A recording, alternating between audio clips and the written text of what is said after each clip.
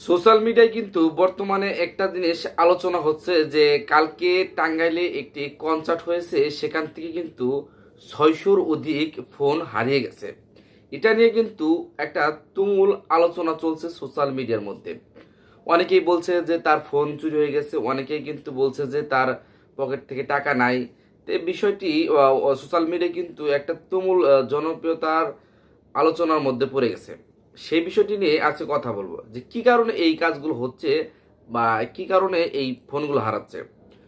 তো বর্তমান সময়ে যে সোশ্যাল মিডিয়ায় যে বর্তমানে নিউজগুলো দেখা যায়, সেগুলো হচ্ছে ভাইরাল নিউজগুলোই বেশিরভাগ আমরা ফলো করে থাকি। তো টাঙ্গাইলের যে বিশাল একটা কনসার্ট হয়েছে, সেখানে কিন্তু জেমস উপস্থিত ছিল। সেই জেমসের কনসার্টে তো মানুষ হবেই, এটা কিন্তু স্বাভাবিক বিষয়। আর সেখানে এই শতাধিকে 600 অধিক যে ফোন চুরি হয়েছে, এটা কিন্তু সবচেয়ে টাঙ্গাইলবাসীর জন্য দুঃখজনক একটা বিষয়।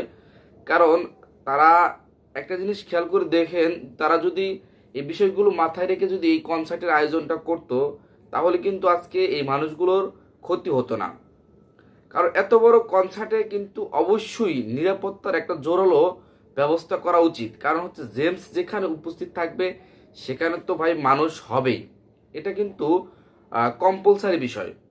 আর সেখানে সেই একটা বড় কনসার্টে যদি 600 অধিক ফোন হারিয়ে যায়, তাহলে কিন্তু টাঙ্গাইলবাসীর জন্য এটা কিন্তু একটা অপমানজনক। টাঙ্গাইলের অনেক মানুষ কিন্তু একটা অপমান বোধ করছে, বিভিন্ন জায়গায় তারা কিন্তু রয়েছে, বা টাঙ্গাইলের একটা দুর্নাম হচ্ছে যে টাঙ্গাইলে গিয়ে সে ফোনটা হারিয়ে ফেললো, বা টাঙ্গাইলের মানুষজন ফোন হারিয়ে ফেলেছে। তো টাঙ্গাইলের যে প্রশাসন রয়েছে, তাদেরকে উদ্দেশ্য করে একটা কথা বলবো যে এই যে ফোনের যে হারানোর বিষয়টা, সেটা কিন্তু তাদের জোরালোভাবে বিষয়টি দেখে খতিয়ে দেখে, তাহলে কিন্তু তাদের এই বিষয়টি বের করে যে চোরের আসলে চক্র আছে নাকি, কি কারণে এই একটা গুজব ছড়ালো, নাকি আসলেই 600-র অধিক ফোন হারিয়ে গেছে, সেটি কিন্তু আসলে সঠিক তথ্য বের করা উচিত। তারা কিন্তু এই টাঙ্গাইলবাসীর জন্য এটা আসলেই দুঃখজনক বিষয়, যেটা হচ্ছে প্রশাসনের এক ধরনের ব্যর্থতা বলা চলে। যে এত বড় একটা কনসার্টে সকল কিছুর আয়োজন করতে পারছে, লাখ লাখ টাকা ইনভেস্ট করতে পেরেছে, কিন্তু এই আইনের একটা নিরাপত্তা জোরদার করতে পারেনি। সেটা কিন্তু আসলে টাঙ্গাইলবাসীর জন্য অনেক দুঃখজনক।